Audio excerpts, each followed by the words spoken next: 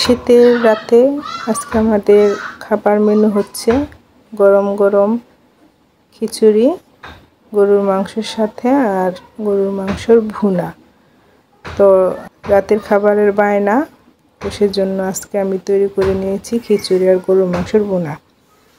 তো আসসালামু আলাইকুম, আপনারা সকলে কেমন আছেন? আলহামদুলিল্লাহ আমি ভালো আছি। আমি আপনাদের গাজীপুরের বোন জ্যোতি ফারদিন ব্লগ থেকে আবারও চলে আসলাম নতুন একটি ব্লগ ভিডিও নিয়ে। তো আমি কড়াইটা চুলায় বসিয়ে দিয়েছি, লাকড়ির চুলায় রান্না। তো আমি দিয়ে দিয়েছি সয়াবিন তেল, সরিষার তেল দিলে দেখা যায় যে খিচুড়িতে ফ্লেভারটা ভালো আসে।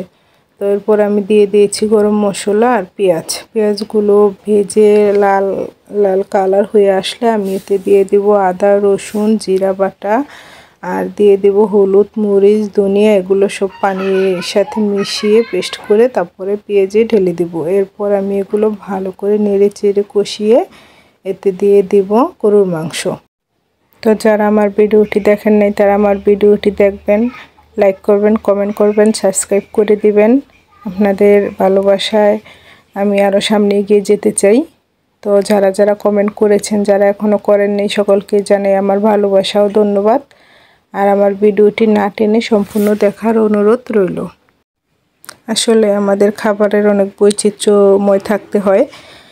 কোনো দিন পিঠা, কোনো দিন খিচুড়ি, কোনো দিন ভাত মাছ, এগুলো। তো আজকে বায়না ধরেছে খিচুড়ি খাবে, তো এর জন্য আমি আজকে রান্না করে দিচ্ছি গরুর মাংস দিয়ে খিচুড়ি।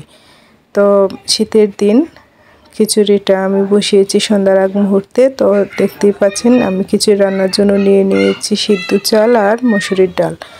তো মাংসটা আমি আগে ভালো করে কষিয়ে নিচ্ছি। তো মাংসটা আমার কষানো পড়া হয়ে গেছে। এর মধ্যে আমি দিয়ে দিয়েছি চাউল আর ডাউল, এগুলো দিয়ে ভালো করে এখন আমি আবার কষিয়ে নেব।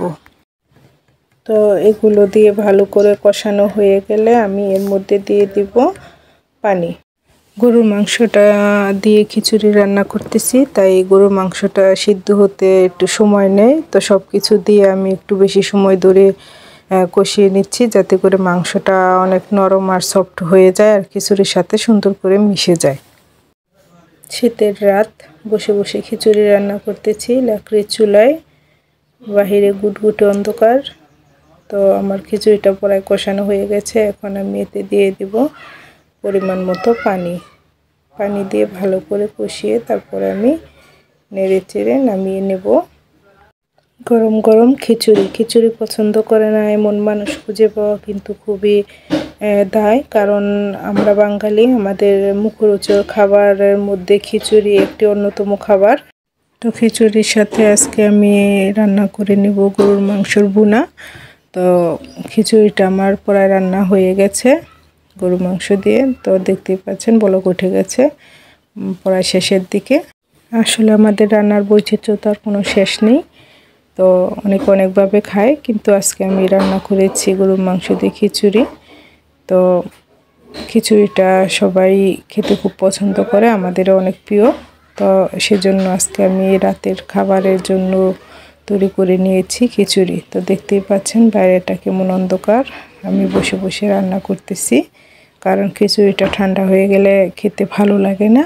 তাই আমি চাচ্ছিলাম যে রান্না করা শেষ হয়ে গেলে যেন গরম গরম পরিবেশন করতে পারি খিচুড়ি।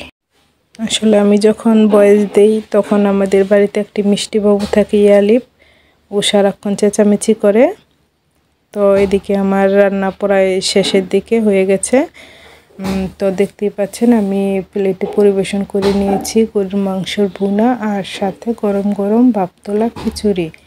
তো আজকে আমি রাতের বেলা আমাদের খাবারের মেনুতে আমি এগুলো রেখেছি।